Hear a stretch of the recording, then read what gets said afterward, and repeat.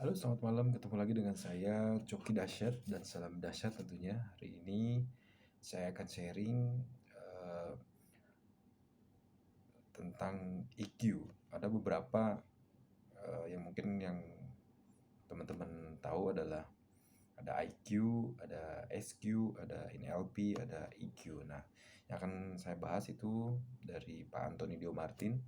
Dia sebagai narasumber dari Smart Listener, dan saya mengikuti beliau itu dari tahun 2008. Dari tahun 2008 itu saya selalu dengerin radionya Smart FM namanya. Dan teman-teman bisa ikut juga, ikutin di setiap hari Kamis pagi itu selalu ada sharingnya Smart Emotional, yang dari apa namanya, dari gurunya adalah Pak Anthony Dio Martin, atau bisa lihat di Instagramnya atau live Instagramnya juga dari Pak Anthony Dio Martin sendiri.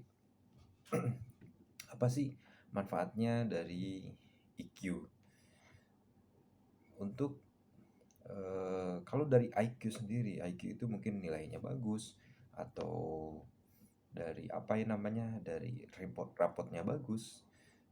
Cuman ketika kita sudah join atau ketika sudah kita diterima, karena apa? Karena IQ itu membuat kita bisa diterima satu perusahaan, membuat kita bisa diterima di satu kalangan atau di satu organisasi dan lain-lain gitu.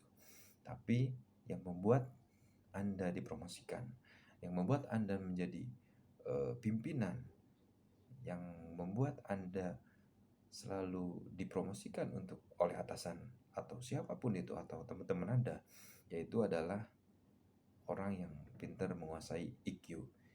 EQ itu apa sih? EQ itu adalah emotional quotient. Jadi kecerdasan, eh, apa namanya, kecerdasan dalam mengelola emosi gitu. Karena apa? Ketika eh, orang yang banyak, mungkin kita sering lihat gitu di lingkungan atau dimanapun, ketika apa namanya, ketika orangnya pinter gitu, dia secara rapot ternyata bagus, tapi pas ketika dipromosikan malah jong gitu. Akhirnya apa? Akhirnya membuat timnya kesulitan untuk beradaptasi. Tapi yang sering dipromosikan atau yang membuat Anda dipromosikan adalah benar-benar yang IQ-nya bagus. IQ itu apa ya? Yang tadi itu sendiri. IQ itu adalah yang dia secara emosionalnya adalah cerdas gitu. Karena apa? Karena untuk menghadapi tim, menghadapi klien atau menghadapi apapun, orang-orang yang benar-benar mempunyai kecerdasan gitu.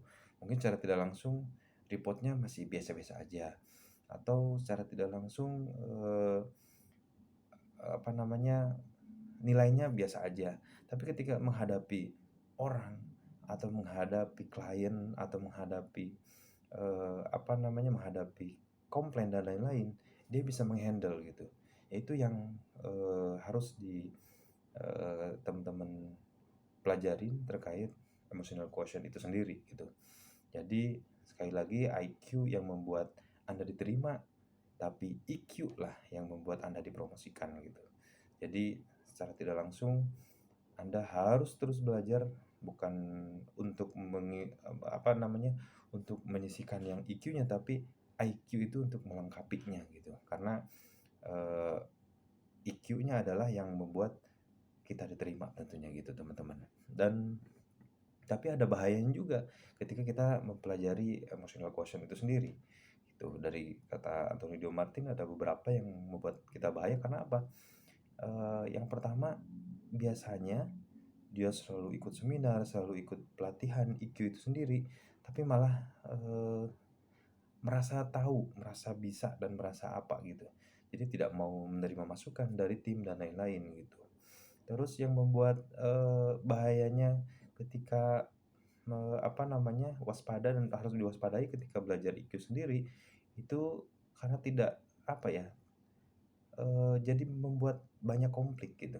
Bisa jadi gini, ketika keputusan-keputusan kita atau keputusan-keputusan yang kita ambil membuat konflik di tim atau apapun, bisa jadi IQ kitanya masih kurang. IQ kitanya bisa, terlalu rendah. Karena apa? Karena kita eee, tidak bisa mengomunikasikan bahwa dengan baik tentunya ya. Karena apa? Karena, di dalam, hukum komunikasi bukan berarti bukan berarti apapun programnya yang kalian, komunikasikan itu bagus, bukan itu. Tapi cara berkomunikasinya atau cara menguasai, komunikasinya lah yang membuat orang bisa dimengerti, akhirnya visinya pun bisa dicapai gitu. Teman-teman, IQ sendiri tetap, kita harus punya, kita harus pelajarin membuat apa, supaya membuat kita diterima, membuat kita dipromosikan tentunya. Teman-teman, semoga bermanfaat dan salam dahsyat.